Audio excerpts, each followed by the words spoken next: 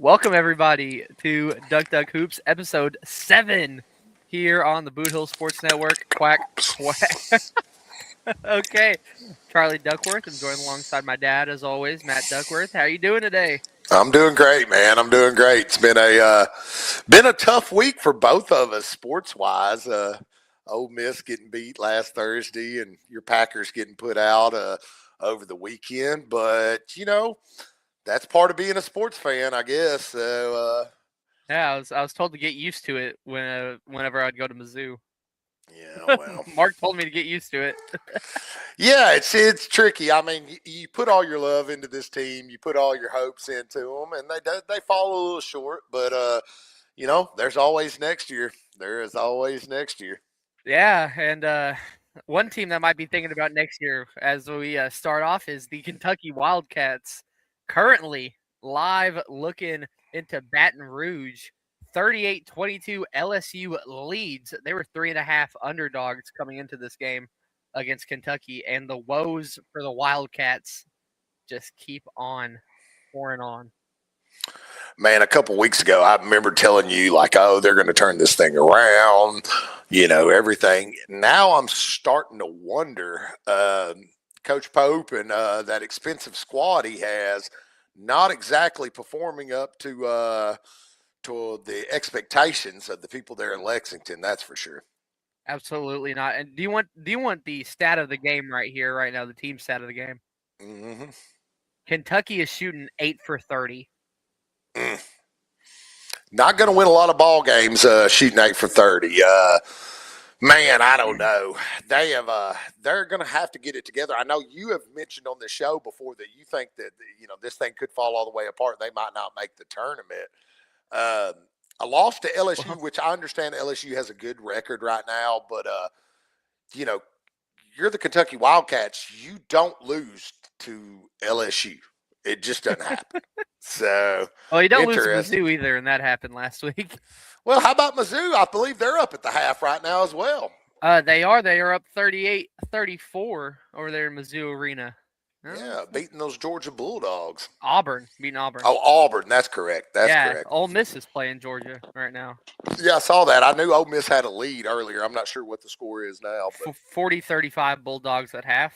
Okay. All right. Well, it's definitely been an interesting week. We're starting to get into the flow of the season now. Conference play has been going on, and we've got a few ball games that we want to talk about from last week, right, Duck?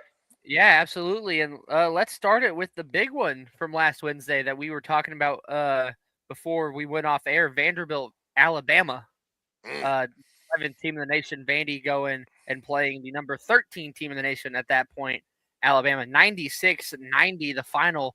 Vandy wins in a game that set the not single game record, I believe, but at least the record this year for most personal fouls called in a game. When you told me how many personal fouls were called in this game, it blew my mind. I mean, you got to give Commodores credit. They're undefeated. They play tonight, I believe. They just keep winning, and beating Alabama that's a big W for them. How about Vanderbilt in football and basketball this year? And their women's team is undefeated as well. Yeah, there's some mojo going on in Nashville right now. Always been a perennial powerhouse in baseball for the most part, but they've had their seasons here and there in other sports, but they are really having a heck of a collegiate season so far. Yeah, I mean, absolutely. Whenever they brought their new AD and Miss Candace Lee, I mean, she made it a part at the beginning to make sure Vandy became that brand, and it's showing it right now. Well, I mean, Vandy is dominant in football, in both basketballs right now. Let's see what happens in baseball later on in the year. Well, I was listening to sports radio the other day, and they were talking about Indiana. Of course, making this historic run to the college football national championship game. And they were talking about how Indiana had the most boosters or most alumni that were still alive. And then they got to talking about Vanderbilt and how much money is being pumped into that university. Of course, we know Vanderbilt, top flight academic school. Most of the kids that are getting their sheepskins there are going on to do pretty well. And I think a lot of people are starting to pump money back into that program. We're starting to see NIL level the playing field across the board. And, man, it's interesting to see. It really is. Yeah, I mean, absolutely. Some just quick stats from that game. Leading scorer for Vanderbilt, Tyler Tanner, the sophomore guard, 29, 7 assists, 4 steals. The highlight, though, 12 for 15 on free throws. So he got to the line on those fouls. For Yeah, sure. He was getting the calls. And then Alabama, the leading scorer for them, Amari Allen, 25 and 11 for him over there. He was also a 12 for 12 free throw shooter on the night. So, well, if you enjoy watching people shoot free throws, I guess that was the game for you. Kind of crazy to think of that many personal fouls being called in one ball game, but hey, 88 free throws in one game combined. That's 88. That's a tough ball game to watch. But I mean, I'm not going to take anything from the Commodores. They got the W. I did not see that coming, and congrats to Vandy on that one. Yeah, and another quick game I want to mention, Clemson versus SMU. Clemson wins that one 74-70, and it feels like all that momentum SMU gained just last week whenever they beat UNC has now kind of plummeted back down to earth with 2 losses. We'll get into the Duke one later on in the episode here. And then as I'm looking through, I believe we had no big games really until Saturday, of course. And I mean, one I want to harp on real quick. The Texas Longhorns, I mean, they caught an Alabama team at the right time, it seems like, because they beat Bama in Tuscaloosa 92-88. And that one, another one. I don't know if we predicted this. No, we didn't. Auburn, Arkansas. Yeah, that one surprised me. 95-73, Auburn just beat the brakes off of Arkansas in that one. That one really surprised me, man. I big on Arkansas, and man, the Tigers just put a whooping on them. I mean, yeah, the line was Auburn minus 2.5, so I think it's safe to say that the Tigers covered that one. Yeah, they sure did. So let's get into the first one that we had predictions-wise, which was, what was it? You're the one with the prediction sheet. Yeah, I do. I've got it. Let's start with Nebraska, Indiana. That was a ball game that we were kind of back and forth on. I said I thought Nebraska could go in there and get it done, and they did, 83-77. The Hoosiers had a lead at the half. They led by 9, but Nebraska really controlled the second half, 53-38. Jamarcus Lawrence, what a game for him. 27 points, 5 rebounds, 3 assists from Nebraska. And Mast, who's always been dominant down in the paint for them, added 13 and 6. The Hoosiers got a big game from Lamar Wilkinson, 32 points, but it was not enough in the end.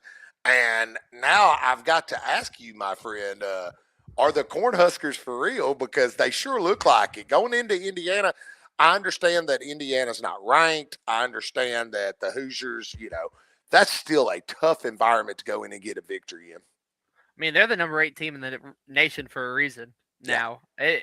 It's a bit wild to say that Nebraska's number 8 in the nation. But really that second half, it was a big turnaround from Nebraska. Indiana led it by 16 at one point in that second half, and then Nebraska just couldn't miss for a bit.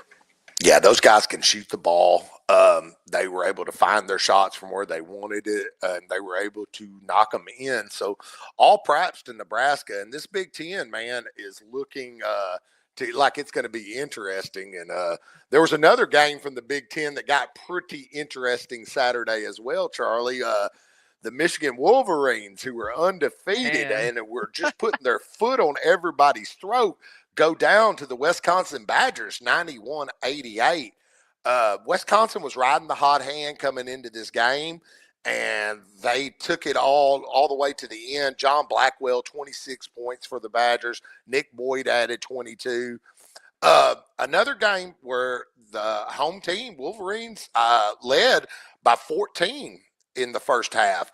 Yeah. But in the end, the Badgers really getting a lot of help off the bench, too. And I'm probably going to butcher this name.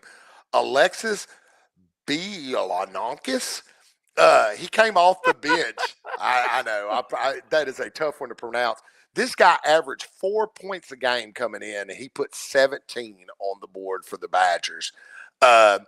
Seemed like down the stretch, Michigan could cut it to 4 or 5, but they just never could quite get back into the lead there. And all props to Wisconsin. That's a big victory for the Badgers. That's a big win. Their last top 2 win was against Michigan as well. That one was in Madison, but I mean, really in that second half, Greg Gard he had a masterclass against May in that second half. But just coaching wise, he was able to get those right adjustments in. And I mean, there's a reason Wisconsin's had him for a long time as their head coach now. And it's for moments like that when they can go into a hostile environment like Michigan that was packed out last Saturday and somehow pull off a gritty win that Wisconsin's kind of legit as well in that mix. They're definitely not up in the upper echelon, of course, of the Purdue, Nebraska, Michigan State, but they're frankly in that second tier, I believe. Yeah, I would agree with you. Just putting together stats and notes for this week made me realize just how deep the Big Ten is right now. We talked about the SEC last year. I think they put in 13 of the 16 teams to the tournament. I don't know that the Big Ten will put in that many, but man, I could easily see double digits going in from this conference. I mean, even your teams like, Penn State's been scrappy, Minnesota. There's a lot of teams that could really pull off some victories, and man, this conference is going to be a grinder for anybody in it. I do think that this loss for Michigan's not necessarily a bad thing. I think that this is the team that probably has the most talent from top to bottom in the conference. I think it's them and Purdue. And I think that losing this ball game, especially at home, could be an eye-opener for this team. We'll see how they bounce back this week. But all props goes to Wisconsin. What a victory there. I mean, yeah, absolutely. Wisconsin, that they might have awakened a sleeping giant there. Wisconsin last year, I believe, won the Big Ten tournament off the back of Chucky Hepburn. Maybe they can get some of that magic starting up this season, going into this late, or not late, but the middle of conference play. Yeah, coming in. Maybe so. They definitely look like a solid tournament team to me. I mean, they were. I mean, you put 91 points up on Michigan, who's been scoring 100 pretty much every night. They were able to score with them. They were physical with them. They were getting everything they wanted in the paint. And, man, it just produced a victory. So big props to them. There was another big one on Saturday that we talked about last week, and that was you alluded to it earlier, SMU coming in, off a loss to Clemson without Boopy Miller, gave the Duke Blue Devils all they wanted. I just want to say the name Boopy Miller. I'm glad that I got to hear that come out of your mouth.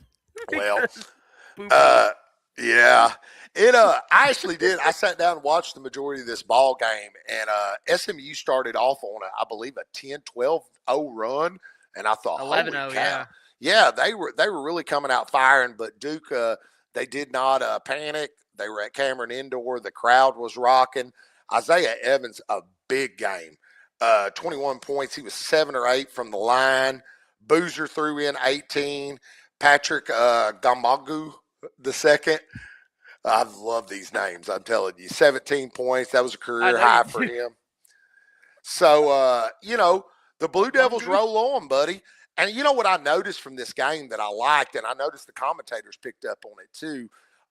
When Duke was down, you started seeing them play both of the Boozers on the court at the same time.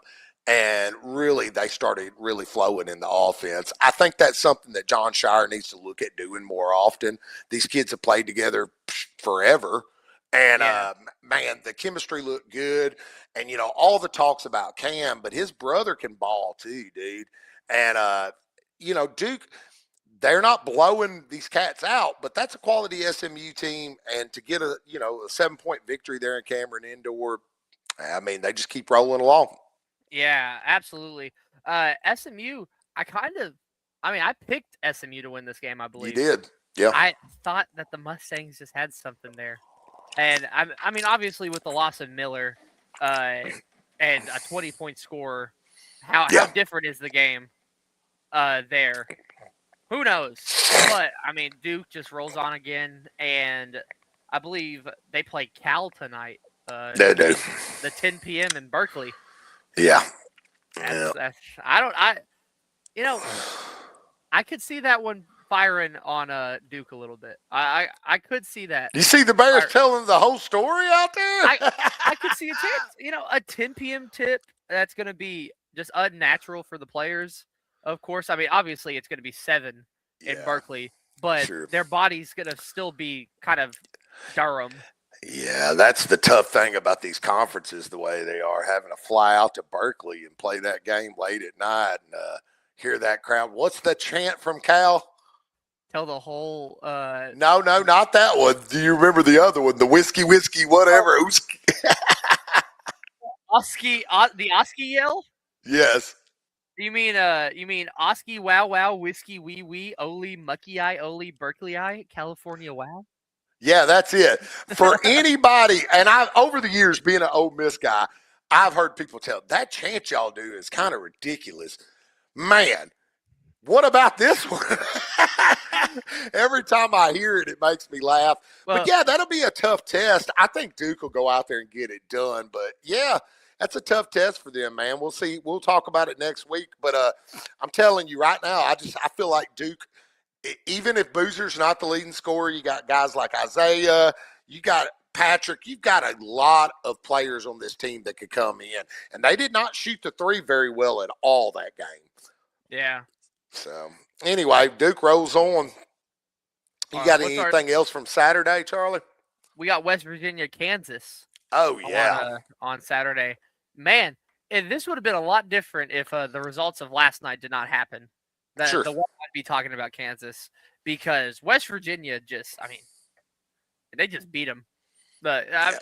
Kansas was up 4 at half, but when you let a team score 47 and you only score 32 in the second, odds are, when you let a team go on a 16-0 run in the second half. Yeah. Yeah, it was a surprising result for me. I know I called you and told you it messed up a money line parlay I had. And I was pretty certain in that. What can you say? This Kansas team is not the Kansas teams from 3-4 years ago. This is a team that can go out and lay an egg. And I'm not taking anything away from West Virginia. I think they're a quality basketball team, but I think that loss is more indicative of Kansas. They've got to find some consistency. Yeah, absolutely. Because, like I said, if last night doesn't happen, we'll talk about last night in a second or in a couple games. But if last night doesn't happen, I'm going to be up here talking about Kansas is, I said it last week, Kansas is just in a little bit better state than Kentucky is in basketball. Kentucky's in utter disarray. Kansas is kind of, what's going on over there? Here's the difference between the two, in my opinion. I think Kansas is just, they've got to find flow. Peterson didn't play a lot early on. I think once they find that flow, of course, the Lord knows they found it in the game that we're fixing to talk about. But I think that they're still a quality team that can make a deep run. Kentucky, I just don't know, man. We'll see how the result ends up tonight. But, man, this team is going to be lucky the way they're playing to get into the damn tournament. Kansas is going to be there. I don't think this will be the last time you see Kansas pull off a Big 12 upset. I could easily see them, taking one away from even a team like Arizona. So, I think that's the difference there. Then, so going into our next game here, Sunday, I know we had a prediction on this. The European Fighting Illini versus the Iowa Bulldogs, basically, is that game right there. You got the Drake Hawkeyes versus Europe's finest. on the Mm-hmm. other side. Illinois wins that game 75-69 against Iowa. And I mean, Iowa is on that same tier to me as Wisconsin, to where they're not the elites, but they're not like the bottom. They're not a Maryland or a Penn State or a Oregon right now. They're kind of like they could make a fun run in the tournament if they get in. Absolutely, man. I mean, nobody is going to take them lightly. I don't think. I mean, last year they were half the team was a 12 seed and they beat Mizzou. I'm telling you right now, um, it was a hard fought victory for Illinois. They didn't necessarily win it the way they usually do. Like a lot of times, Illinois, when they win in the 80s. You know, scored 73 points. I didn't see what the line was on that. Did Stojakovic have a good game? Stojakovic 17-5 for him, but then as well, Kylan Boswell 17-4, and Keaton Wagler had 19 for Illinois. So that was their three leading scorers right there. They've got they remind me, and I'm not trying to make the comparison because I do think UConn's a lot better, but Illinois reminds me of UConn in a certain way. They're deep. They've got a lot of guys that can lead them in scoring, and I think that's going to be a benefit going forward. I still think the Fighting Illini could be a team that could make a deep run, especially if they get hot at the right time. Yeah, I mean, absolutely. If they can get those shots rolling at a better pace and just be able to make shots at the end, they are up there with some of the best of them. Whenever they don't, they're down there with some of the worst of them. I mean, that's true. It's really weird that there's no in between right there fully. And well, that takes us to last night, Tuesday. Some just big results. I'm gonna go over one that we were just talking about. West Virginia. They went to the Fertitta Center and they walked out of the Fertitta Center because they lost 77-48 to Houston. I don't even know what to start with that one. They just destroyed West Virginia in that game. It felt like West Virginia kind of was riding off of that high a little bit too hard. We'll talk about it a little more later. I believe Houston's starting to play their kind of basketball at the right time.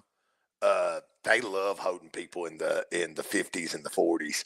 That's how they love to win. And that defense was smothering. West Virginia couldn't get anything going on it. Coach Sampson was loving it. So a big win for Houston there.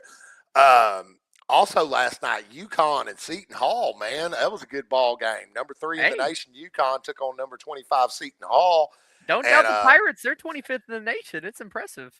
You know, this game, UConn ends up winning 69-64. The stat that really blew my mind in this game, neither team could buy a three-point basket. A combined 4 of 33 from outside the arc. It was brutal. Down the stretch, Seton Hall's got a very good full-court press, and it was causing some issues for UConn. They finished with 17 total turnovers, but in the end, Dan Hurley's team able to get the victory. Terrace Reed Jr. with 21 points, 9 rebounds. Caravan threw in 13. Solo Ball had 8 points and 6 rebounds. This team is very deep, much like the Illinois I was talking about. And I like that when it comes to tournament time because you're going to have guys that have an off night and you're going to need other guys to step up. And I think Dan Hurley's got he's got a squad there that can do it. So it's a quality victory. And you're right. Don't sleep on Seton Hall. I mean, they're a pretty good ball club, and when they apply that full court pressure, they can cause turnovers and cause chaos for people. I'm gonna be mentioning their head coach Shaheen Holloway later in our episode. If you can catch my drift right there. I got you. Yeah, about who I'm talking about. Yeah. And then another one I just want to quickly highlight: Tennessee, old Rocky Top going 2 overtimes with some buckyball over there against A&M, 87-82. Vols take that one. What a weird game. A&M, they're 13-4. I haven't heard that much noise about them though. Mm-mm.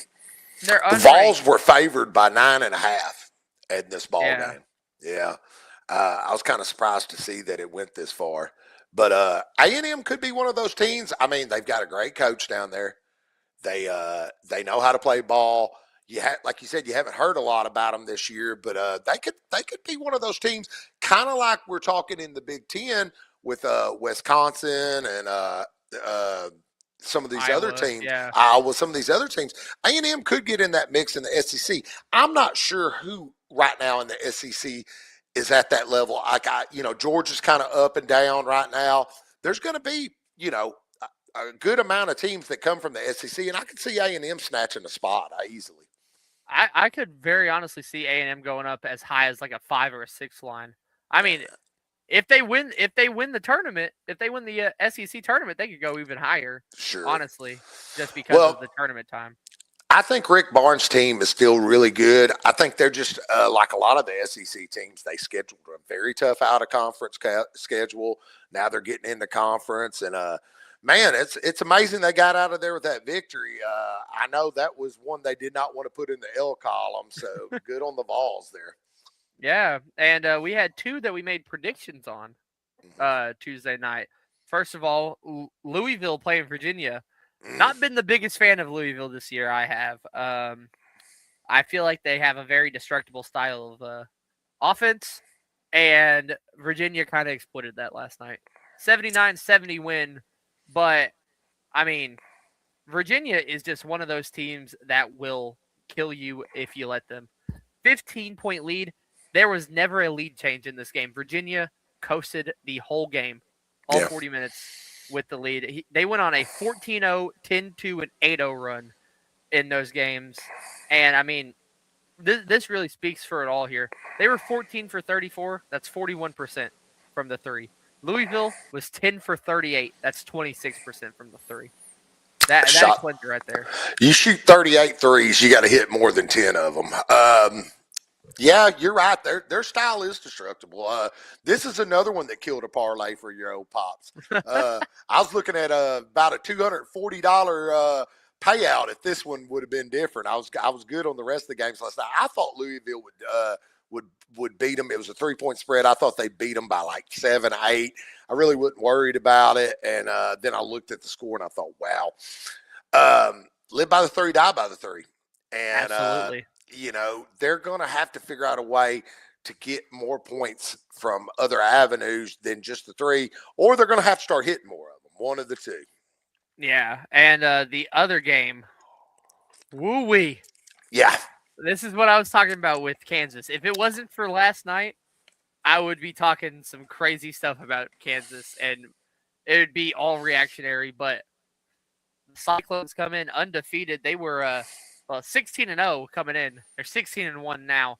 84-63, a 21-point victory for the Jayhawks and Fog Allen. Another game, 0 lead changes. Kansas led by 26 at one point. Yeah, Jayhawks dominated this ball game. I predicted that they would win it. Fog Allen's a tough place to go in and get a victory. Did I think they would dog the Cyclones like this? Not necessarily. Big night for Trey White, 19 and 10 for him. Peterson threw in 16. Council threw in 15 and 7. Iowa State just could not score. Jefferson, who's their best scorer, finished with 12 and 8. That was their top guy. Kansas had 4 guys in double digits. It was just a beatdown, man. Yeah. So, it's a long season in college basketball. And I think that win over Purdue earlier this year, gassed everybody up. And it just goes to show you the Big 12 is also a very talented conference from top to bottom.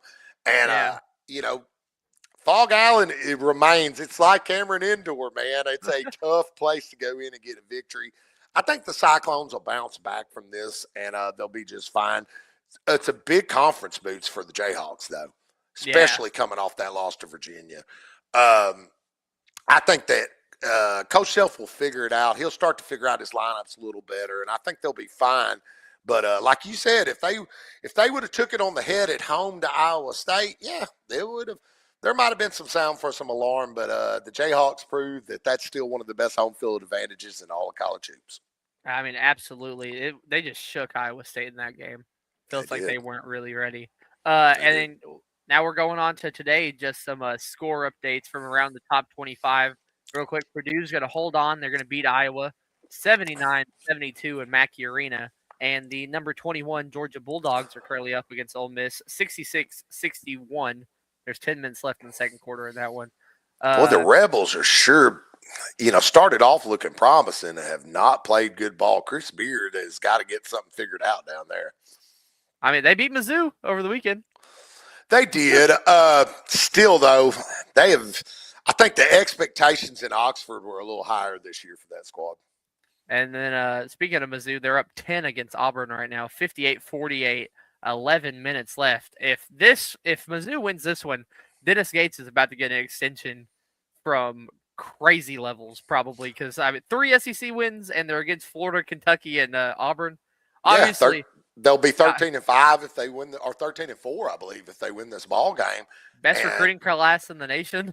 I mean, and realistically, we were talking about A&M. Hell, Mizzou may come up there and steal a spot.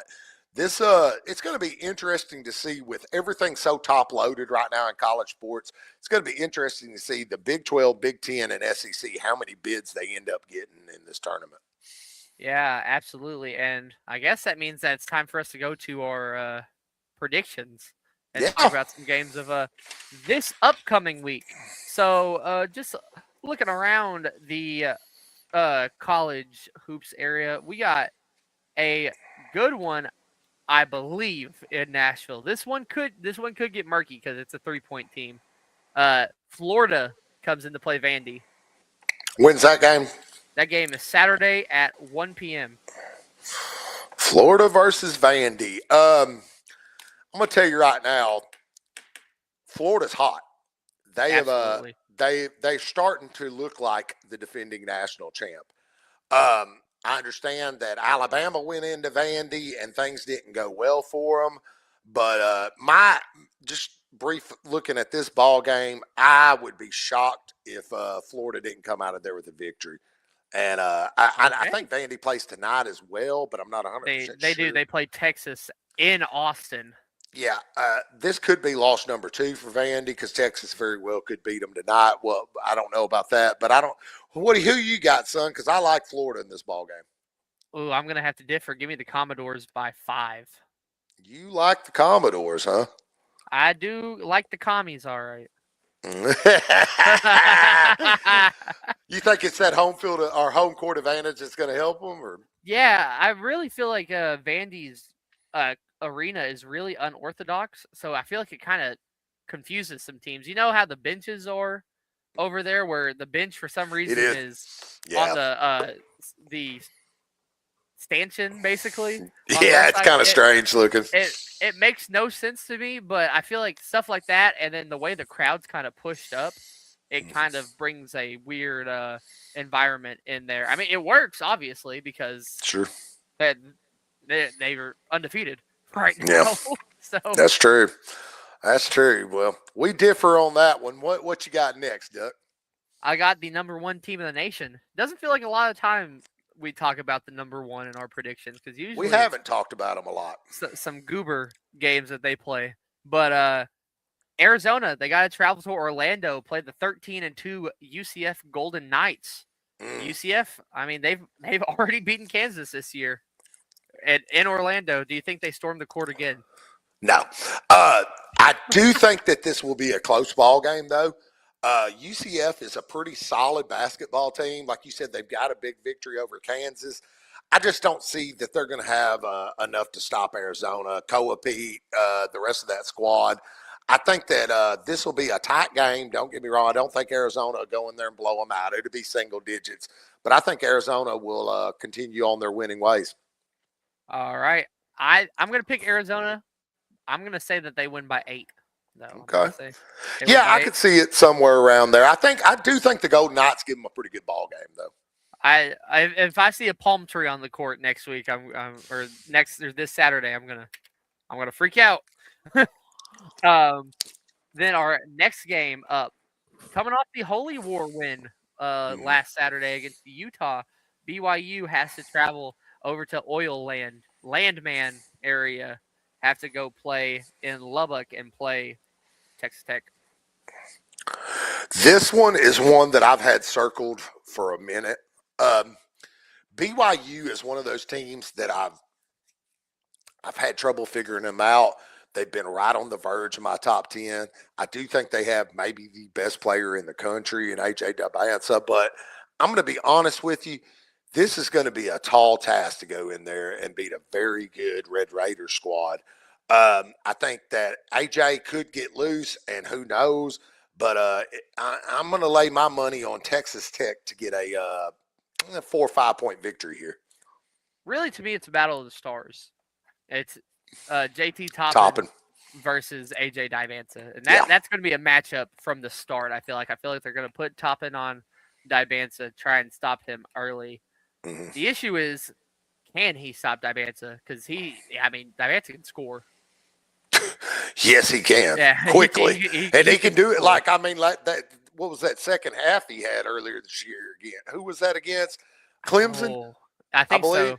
Yeah, I mean, they looked dead in the water, and AJ brought them back. And, Toppin's a great player, too. It's going to be interesting. What time is tip for that ball game, Charlie? That's 7 p.m. in Lubbock. So they're going to be going against the NFL, so we're going to have multiple TVs out, it looks like. that is what it sounds like. But you know what? Give me the Mormons. I'm rolling with the Mormons for their 16th win. I'm going to say that they win by 4. Okay. If they get that victory, they're going to bust right into that top 10. They may even go up as high as 6 or 7, I believe. I did it just for you, buddy. What you got next? We got other 2 games. I believe this is on Tuesday. It's another Vandy one. Vandy's just having a weird schedule. They're putting them everywhere right now. They have to travel to Bud Walton. They got to play the Razorbacks. And Arkansas, they're coming off of, obviously, I believe they play tonight as well. I'm pretty sure at least that they play tonight. They play South Carolina. So they're going to be coming off of a game against South Carolina. And then they will obviously play Vanderbilt. I don't know about this Arkansas team after that Auburn game. They looked great for the whole season, and then Auburn just kind of slapped them in the face. And I'm not sure if that is a one-time occurrence or if it's a thing that can happen more and more this year. But I'm going to say Arkansas beats Vandy. So I'm saying Vandy has one loss by the next show. I agree with you. I think that loss Arkansas took was tough.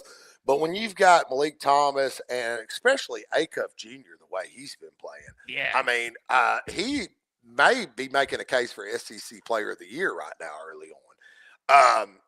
I think Vandy's going to have a tough time going in there and getting a victory. I'm still big on Arkansas. It was hard to see that loss. Whenever a team that you're big on that gets their butt whipped like that, it's always kind of tough to see. But I think they're going to get it together. Give me the Razorbacks to pull that one out. Then the next game, going against Arkansas Vandy, it's another SEC clash. Number 21 Georgia going against Mizzou, unranked Mizzou, 12-4 on the season in Columbia. Man, Mizzou getting some good home games here right now. I've watched Georgia a little bit, and I think they're on the rise. I understand why they got ranked, but I see a lot of holes in that team. And this Mizzou team is starting to play hot. We don't know what that's going to finish is going to look like tonight. But, man, I like Dennis Gates and the Tigers to get this done over the Bulldogs personally. Give me Mizzou in that ball game. This is one I've been going back and forth on because I can't really tell, A, how good Georgia is, B, it's hard to tell. B, how good Mizzou really is. You know what I mean? Like, sure. Mizzou has these wins in conference, yes, but out of conference, they had a terrible out of conference schedule. I've been going back and forth. I'm gonna say Mizzou takes this one by 2. It's a real rough one, though. I think it'll be a close ball game. That's a tough arena to go in there and get a victory in, though. And the Mizzou fans, as you'll find out next year for your own, they love basketball up there, man. I'm still not sold on Georgia. I don't want to call them fraudulent, but they're kind of fraudulent in my mind. We'll see how they fare, but give me Mizzou in that ball game. I believe we have a special message here for you. One word. Mizzou. There we go. Do you see who that is? Yeah, Dan the man, huh? What is that? The number one Tiger fan? No, I don't think so. Should be. It might be. If it is, shout out to you, Danny. So before we go into our top tens and our top five, our special top five for the night, I want to go and look at the AP top 25 just real quick. And, Let's do it. Talk about that because there are some shocking ones to me here. So just receiving votes from bottom to top: St. John's, USC, NC State, George Mason, Auburn, SMU, St. Mary's, UCF, A&M, Miami, Wisconsin, Villanova, Miami of Ohio, Iowa, Kansas, and SLU. And then our first five here, I mean, you got Seton Hall, the Pirates, coming in to the 25 spot. Probably going to have to fall out of that with the loss to UConn. Yeah, I don't think they'll fall far, though. They gave the number 3 team in the nation all they wanted. So then number 24, you got Tennessee. Big win against A&M right there. That's really what is holding them in this 24 spot right now. 23, Utah State. They got some shooters over there. That's pretty much the last chance for my Memphis Tigers team to get a quad one victory, I believe. Yeah. Oh, I have clarification. It is a big game. It's Mr. Big Game himself. It's Danny Glass here. Okay. What's up, Danny Glass? Thanks for tuning in, buddy. It's big game here. So number 22 in the nation, it is Clemson out of the ACC. Number 21, Georgia, and number 20, Louisville. Tell you, that Clemson team is a pretty gritty team. They had BYU dead to rights until AJ went off earlier this year. I would not be shocked to see them to make some way in that ACC. That's what I think of in that little range there. Then the next five: Florida at 19, Alabama at 18, Arkansas 17, Virginia 16, and Texas Tech 15.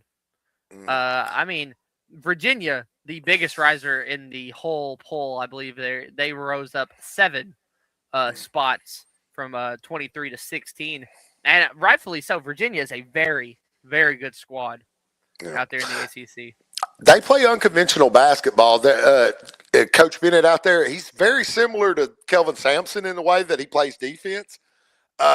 So, yeah, we'll see. What I notice in there's a kind of a cluster of SEC squads right there together. And some of these teams, I think somebody's going to have to separate themselves. Yeah, and I want to show some more comments. I want to flex real quick about our comments here. So, first of all, Danny said, love the picks. So thank you. Thank you. You know, we have ball knowledge. And the other one, this one is for me. From Quan McVeigh, big time over here. W Charlie. Because I'm just the best. I'm the best. Obviously. Shout out, Quan, man. Keep hooping, bro. Keep hooping. We need some W's in the Tiger column, man. Been a tough week. Let's go back there and get them, son. All right. And then the rest of the top 15 go: number 14, UNC, number 13, Illinois, number 12, Michigan State, and number 11, BYU. Gotcha. Then our top 10 read off as Vandy, Gonzaga, Nebraska, Houston, Duke, Purdue, Michigan, UConn, Iowa State. This was pre-Kansas. And Arizona. So a lot's going to change next week. Just to start off, a lot's going to change. But how much of that top 10 is similar to yours before we get in? How much of it is the same? I don't know. Mine's a little different, to be honest with you.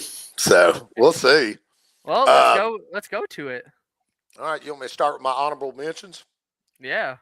All right, I've got Michigan State.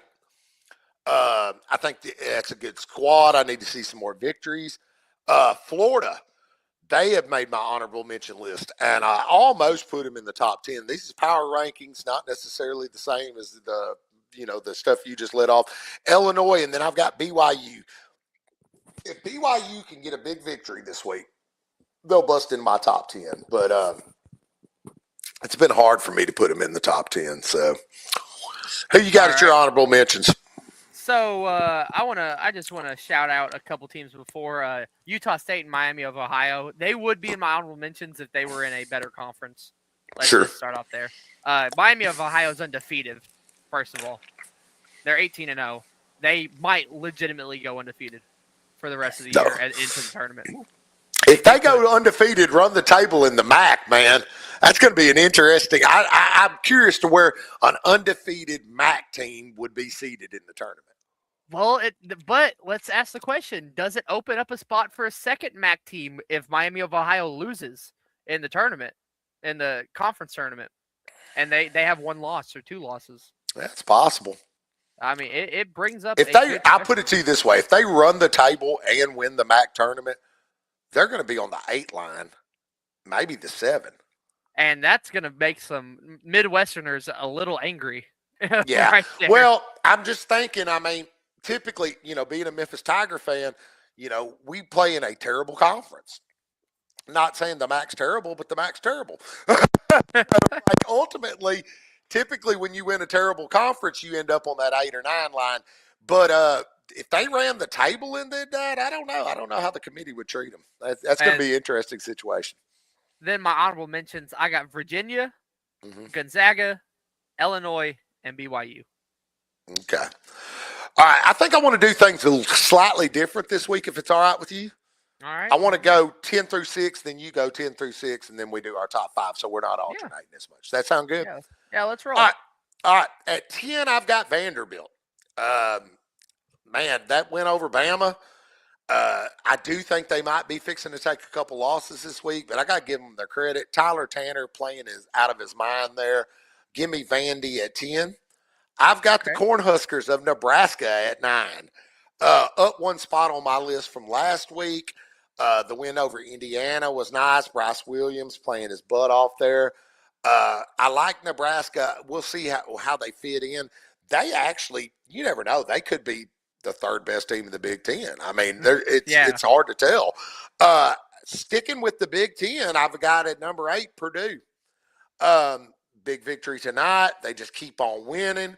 I mean, you got Braden Smith and Fletcher Lawyer. I mean, these guys they're veterans. They're a good squad. We'll see how they end up playing out. The only reason I don't have them above my next team is because my next team embarrassed them when they played, and that's at 7. I've got Iowa State. I understand they got that butt kicked pretty bad by Kansas last night, but it's still a quality squad. I still can't forget what they did to Purdue. I think they'll bounce back. And then at 6, just outside of my top 5, I've got Gonzaga. And I love what Braden Huff and Graham Ike and them are doing up there. It's just they're doing it against less competition right now. So it's going to take more, I believe, for me to move them up. But regardless, I think they're still a dangerous team. So that's my 6 through 10. Who you got, Duck? My 6 through 10. Number 10, I got Michigan State. I've been high on them all year. Yeah. I still think that Izzo's got a squad over there. Number 9, I got Vandy. Big win against Alabama. That was where it was proven to me that Vandy is legit. Like, they are full-on contenders in the SEC. Because you have those SEC schools that win everything in November and December, and then the second they get to January, fall flat. Like Oklahoma last year. They were undefeated in conference play, and they won like 5 games in conference. That's true. So I didn't know if it was going to be like an Oklahoma or if they were going to be up there in the upper echelon. And obviously it shows they're going to be in that upper echelon. Especially beating Alabama in the 90s. I mean, that's where Alabama wants you at. They want to play in the 90s. So, yeah, give you props on that. My next team, I got Nebraska at 8.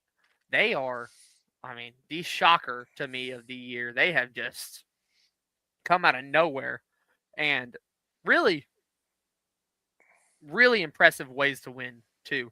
They can grind it out, but they can also beat you by 30 on any given night. They can win. Yes, sir. Number 7 and my number 6. Uh, number 7 is locked right now because of who number 6 is. It's kind of the same thing that you have. Number 7's Purdue. It's like a natural barrier. I just can't feel the need to rank them unless something happens to the other team, like Yeah. fully happens to the other team. So number 7, I got Purdue. They've just been so good. Let's be real. Yeah. They've just been so good. Besides their loss to my number 6, Iowa State. Iowa State, 20. I mean, they won by 30 in Mackey Arena, and then 20. They lost by 20 in Fog Allen. So that is a 50-point swing. That is wild to have in basically. I mean, Fog Allen's number 1. People put Mackey Arena at like the 4 or the 3 in environment. So that kind of shows how different the environments are to me. Yeah. If you want to go like that. So that rounds out my 10 through 6. So let's hear your top 5. Well, my top 5, I'm going to start with number 5. And I think they may be the deepest team on all of this list, and they may be moving up. I know they're number 3 in the nation. That's UConn. I really like what I'm seeing from Dan Hurley's team. They're grinding out close ball games. You know, they beat Seton Hall last week. They were threatened by, who was it that took them to overtime? It was Providence. Providence. I understand that some people could look at it, oh, they're showing weaknesses. I just figure they're learning how to win big ball games, and they are deep. From Carabon to Solo Ball to Terrace Reed, they have got a lot of people that can step up on that team. At 4, I've got the Michigan Wolverines. They moved down a couple spots for me. I still think they're as dangerous as can be, and they can still win a national title. It's just they lost at home to Wisconsin. We'll see how they bounce back in conference play. I still think Dusty May's got a hell of a squad there. Number 3 for me, I've got Houston, and they're the biggest mover on my list. I mean, the last couple games looks like Houston basketball to me. Dominant defense. They're scoring just enough. If Houston can score in the 70s, you're going to have a tough time beating them because they're probably going to hold you to 60, 70 or less. They're probably going to hold you to 60 or less. Smothering defense. They're starting to come together. And at number 2, I've got their conference. I guess you could call rivals now. They haven't been in the conference long, and the number 1 team in the nation in the AP poll, Arizona. Not taking anything away from Arizona. Like you said earlier, they've got to play some people for me to just – I do my top 10, a lot of it on the I list. I do think that they are a dangerous national contender for the title. But you know who I've got at number 1, baby? I've had them the last couple of weeks, the Duke Blue Devils. It pains me. I'm not a Duke Blue Devil fan like a lot of people are. I mean, I respect the program, but I just think this is a really complete team that can score in a lot of different ways. They were off shooting the 3 the other night, no problem. Boozer, he doesn't have a 20-something point game, no problem. Evan steps up. They've just got a lot of different ways they can beat you, Charlie. So, yeah, man, that's my top 5. I've got Duke at the top. What you got, boy? All right, number 5, I got Houston. Smothering defense is all I can say about them. They have shown some respect for the Cougars. They are a blanket of a defense right there. They can do whatever they want to a team on any given night. Then my next team I got at number 4, I got Michigan. It pains me because Michigan was my number 1 last week. You lost. You lost. And I lost my voice there for a sec. I guess Connor Stallions was trying to steal some signals. Man, not Connor. Number 3, I got UConn. I think UConn's a very deep team. In the Big East, though, they will have a scare this year. They've had a couple spooky moments, right? Yeah. But they will lose probably a couple in the Big East, and you're gonna shake your head and go, "Well, why did they lose those 2 games?" I can see that. whenever they're in the Final Four come April, you're gonna be like, how'd they lose these 2 games? Yeah. Let's be legit. And number 2, this is where we differ. I got Duke at 2. Yeah. I think that they are a great team, but I've stood with it. To beat the best or to be the best, you got to beat the best. Woo! Arizona's the best to me. They've been my number 1 for most of the year. I gave Michigan the number 1 last week, and you saw what happened there. So Yeah. I think I upset the balance of the earth because ever Threw since the then, apple cart off a little bit, huh? it's been wild ever since then. I think I need to put Arizona back in there. Well, I think these things are going to change week to week, man. Now that we're in conference play, and in these, especially in these big 3 conferences. I know you mentioned the Big East as well, but I think in these big 3 conferences, on any given night, I mean, anybody can take a loss. And no, I totally understand. I think I cannot wait to see some of the matchups in the Big 12. I can't wait to see Arizona play Kansas or Arizona play Houston. These are things coming up, and I can't wait for them. So, all right, so that's our top 10 for the week. So we got a little special segment that we like to close with. Last week we did the top 5 NCAA players of all time. I did my list of all time. Charlie did his list of people he got to see. So we were kicking around ideas, and Charlie loves a good Cinderella story. That's it. I do. And I do too, man. That's what makes March Madness so great. Some people hate Cinderellas. Well, some people hate Cinderella. Some people hate pineapple on pizza. Some people, they hate whatever they want to hate. I think it's what separates college basketball from a lot of sports because you don't see this happen. I mean, maybe every once in a while in baseball, but you're not going to see it ever happen in football. So there have been some great runs. So me and my son here have decided to put together our top 5 Cinderella runs of all time. Do you want to alternate on this one, or do you want me to go first, or how you want to do it? Actually, you go first. I went first last time. You go first this time. Okay. Well, I had a couple honorable mentions that I did want to mention, and they probably would have made my list, but this list was tough. My honorable mentions, one of them goes to 2013 Florida Gulf University, Dunk City. Man, 15 seed, made it to the Sweet 16. Absolutely. That was a heck of a squad. My other honorable mention was the 08 Davidson team, which was led by one Steph Curry. You might know him as Wendell. I just saw they're going to retire his dad's jersey with the Hornets. I thought that was pretty neat. He was a beast in that tournament, made it to the Elite Eight, really woke everybody up about him, and we've seen what he's done.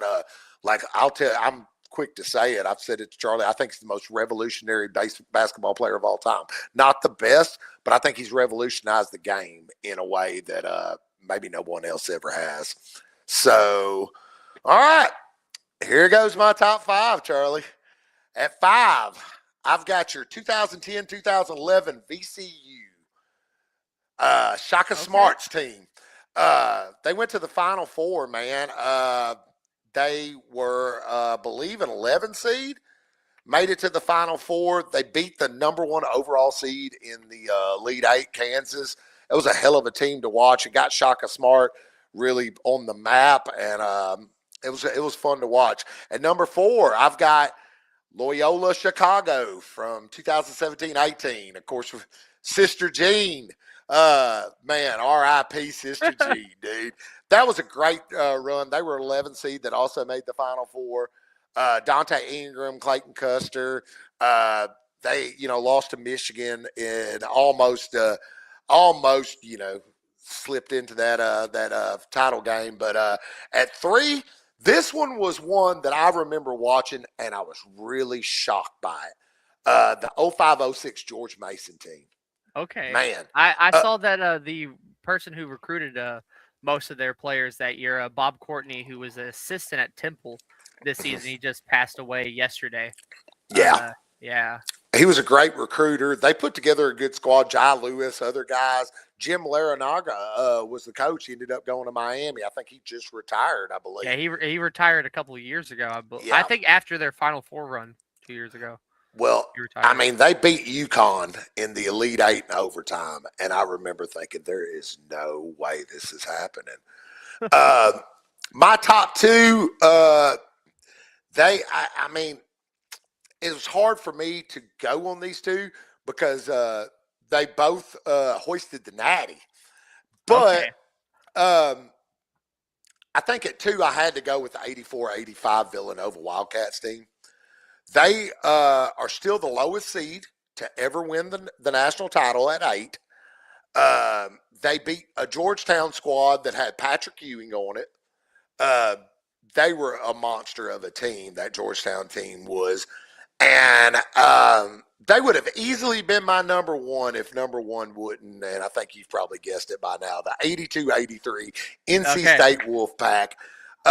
Jimmy V, baby. I was a little scared to put them on mine because I was like, well, is NC State really a Cinderella? I know.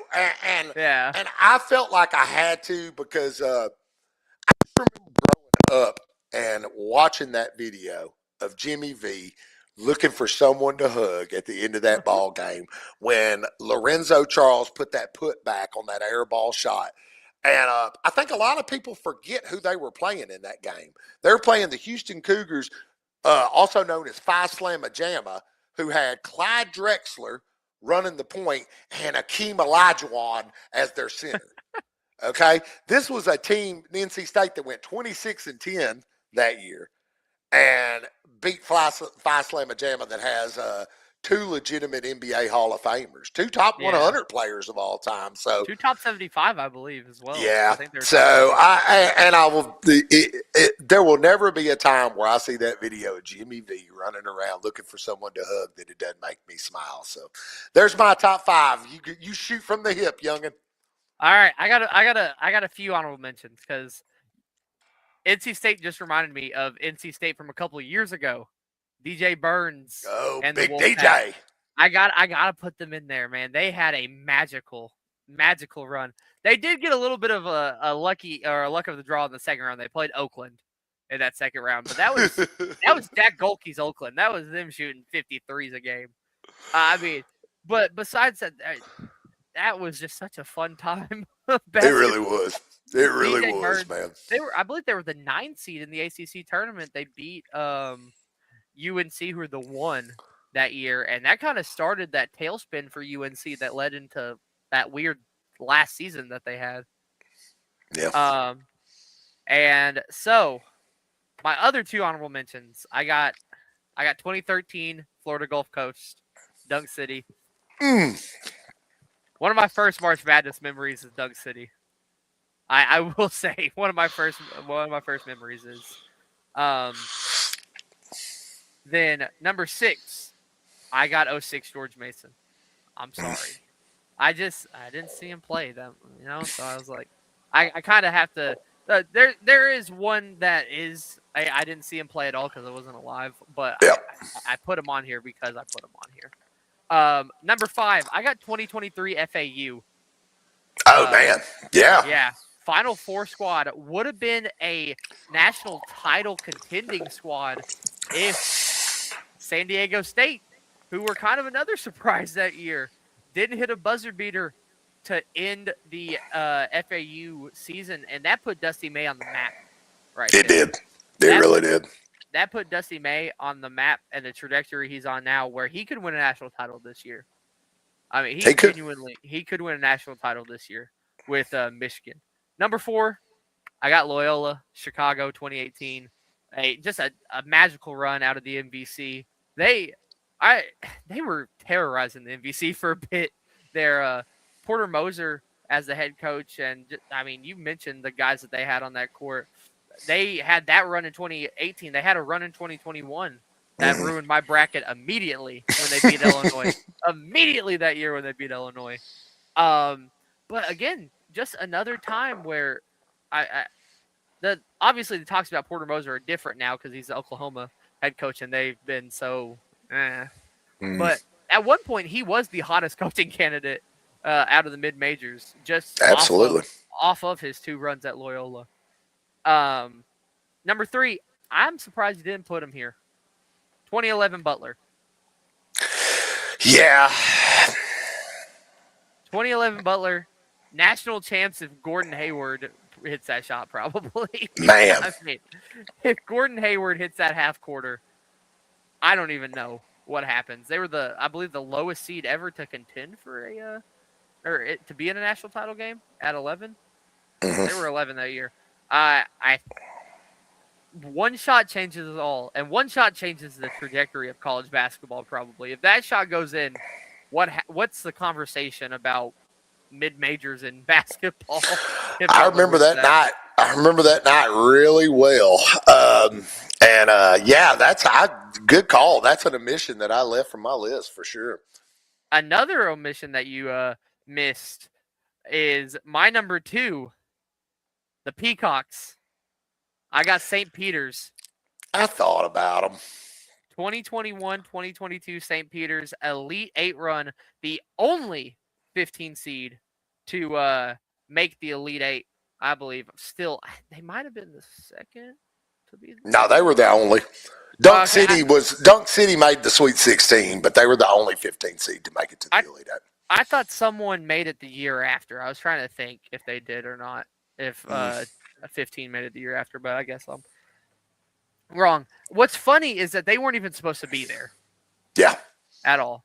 I mean, Monmouth was there, and I believe that they were ineligible. And so St. Peter's won the conference title anyways out of the MAAC. But I mean, they proved it. They beat Kentucky. I remember that victory. That was just another Coach Cal LOL moment at him. Then beat Murray State, beat Zach Edey and Purdue in the Elite 8, or in the Sweet 16, and then ran into a brick wall that was UNC that year, and Armando Baycott and them boys. I mean, they were they were insane that year. That UNC team. If Baycott's ankle doesn't go on a flabby piece of hardwood or flabby piece of court, they're national champs that year for sure. I agree. I agree. And number 1, I got 83 NC State. I mean, I didn't know if we characterized them as a Cinderella because ACC, all that stuff, but they are. Well, they are. The tournament didn't have. I mean, 8 seeds were as low as you could get back then, and they were a 6 seed. But I think it's I first of all, I'll give you a lot of props for putting that there. Second of all, you got to think about who they beat. Yeah, you really do. I mean, we're talking about a Houston team that might have been able to beat a few NBA teams that year, and somehow Jimmy V and the boys pull out the victory. I mean, they talk about the run as a whole. They were somehow, somewhat, they were magic that year in the West. It was a hard road in that region that year because 3 of the top 10 were in the West. Yep. And they just kept on going. I believe they beat Ralph Sampson in Virginia to get to the title game, I think. I believe they did. I believe they played Ralph. Yeah, they did. Ralph Sampson and Virginia. No, they played them to go to the Final Four. They played Georgia in the Final Four, then beat Houston in the pit in Albuquerque. Speaking of which, I love the pit in Albuquerque. I wish that more games would be hosted there at that point. Yeah, it's a pretty cool venue, that's for sure. Yeah, and so before we go off the air, let me just give you a few finals, a few current scores that are going on around the college realm. Kentucky wins by a buzzer beater. 75-74 off of a 2 by Malachi Moreno. You think this sparks a run? You think this is just what the doctor ordered for the Wildcats? No. Maybe if it was a couple weeks ago, I'd say yeah, but no. Memphis is up 29-22 against Temple at half. Let's go Tigers. Mizzou is up 6 with 41 seconds left, 78-72 against Auburn. Mizzou has the ball. Ole Miss and Georgia. The football teams didn't do it, but they're in overtime here. Georgia has a 90-87 lead with 4 minutes left in overtime. Cincinnati's going to hang on. They're going to beat Colorado. Those are two teams in the Big 12 as well that are just kind of, I don't want to say there, but they're two very solid squads out there. And just to rattle off, Texas Vandy tipped off about 10 minutes ago. Texas is up 12-10 with 16.5. And Arkansas, USC, South Carolina, USC for the Southern people. It's 4-2. That game legitimately just tipped off, though. So besides that, the other game to watch tonight is Duke Cal. That is Duke minus 14.5. So if you are either up or if you are just scrolling ESPN trying to find something to watch to go to sleep, watch Duke versus Cal because I guarantee you the Bears are going to try and shock the world. Okay. Well, we got a big weekend of sports. I know you're going to be down here this weekend. We got playoff football. It's going to be fun to watch. They got a national title game coming up Monday night. Do we want to make a quick prediction on that? Yeah, I don't see Indiana getting beat. I don't. I think that the Hurricanes will give them a valiant effort. I think the spread's at 8.5. I would hammer that. I think Indiana wins this game by 2-3 touchdowns.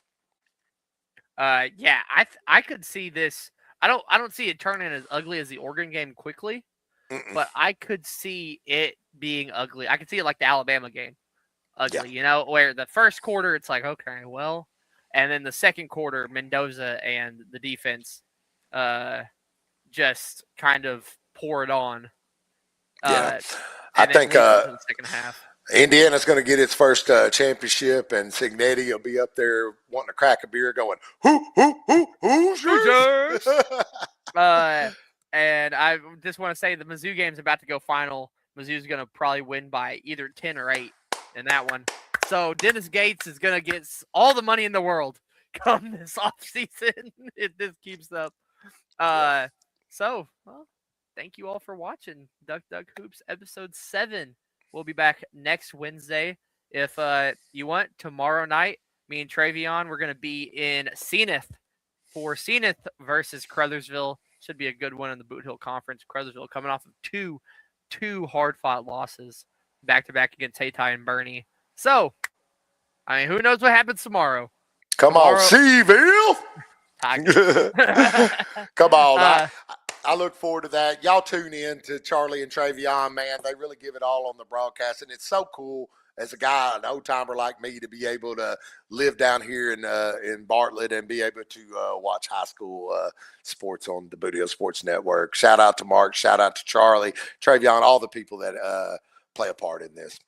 Yeah, and shout out to all you guys for watching. Shout out Quan for commenting, Danny Glass for commenting, Mark for commenting earlier in the episode, calling the ACC stupid for having California teams in the Atlantic. He's not wrong. So for my dad right here, right there. There he is, and his 2 rubber ducks for me, Charlie. Thank you all for watching. We will see you next Wednesday with episode 8 of Duck Duck Hoops.